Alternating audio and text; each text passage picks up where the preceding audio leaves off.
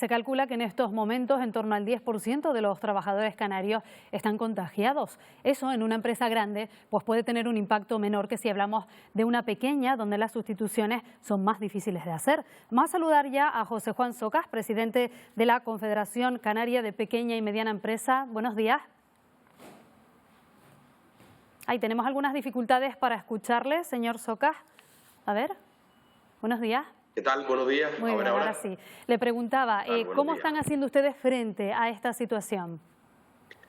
Pues verdaderamente es un problema. En el pequeño y mediano empresario, pongámonos en situación, un comercio con 2, 3 trabajadores, que una tercera parte del trabajador se te ponga de baja por COVID es un problema bastante grave, porque pasas a no poder cubrir turnos de trabajo o incluso a tener que hacer que otros trabajadores hagan turnos dobles, incluso triples, o el propio empresario tener que hacer turnos, porque es una situación bastante insostenible, sobre todo en pequeñas empresas con muy poca capacidad de sustituir a un trabajador, que al final son sustituciones que en todo caso pueden llegar a una semana, 10 días, y es complicado también hacer sustituciones de tan corto plazo.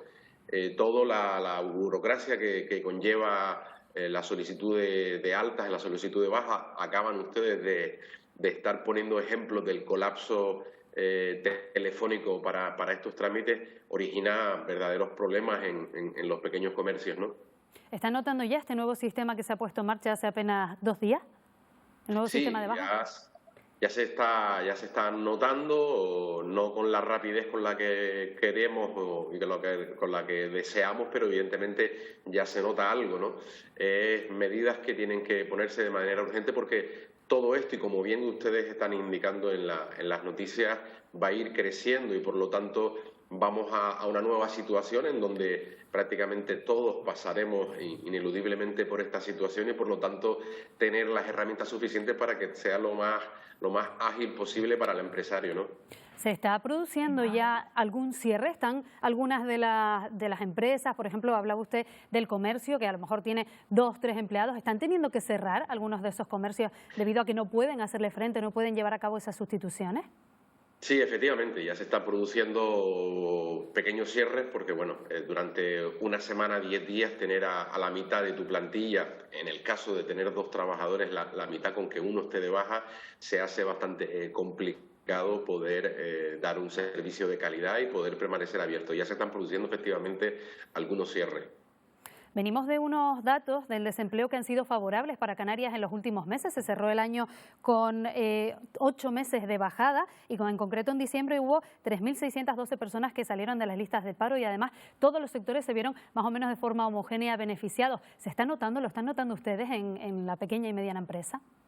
Sí, indudablemente todo esto va vinculado a la apertura turística que ha tenido nuestra comunidad autónoma en los últimos meses, ¿no? El incremento turístico, la llegada de nuestra temporada buena, que es la temporada de invierno. Al final esto es una cadena y origina que muchas empresas que prestan servicios directa o indirectamente al sector turístico se vean beneficiados de este incremento y por lo tanto se vean otra vez en la necesidad de hacer contrataciones o incluso en la necesidad de sacar al personal que tenía en ERTE. Eso aumenta, por supuesto, o hace que la bajada en el número de desempleados sea considerable.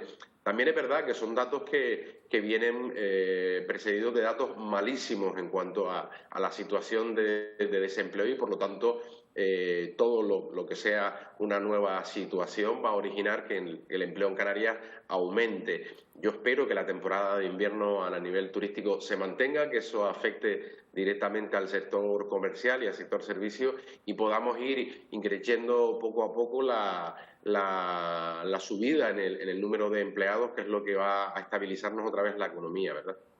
Desde que comenzó la pandemia, señor Socas, vimos el cierre de miles de empresas que se vieron abocadas a esa situación. Después la situación mejoró un poquito a finales de año con un crecimiento, se volvieron a abrir algunas de ellas, pero ayer nos levantábamos con un titular que hablaba de que 1.000 empresas han empezado el proceso de liquidación y 164 concursos de acreedores. ¿Se vuelve a complicar la situación para las empresas aquí en las islas?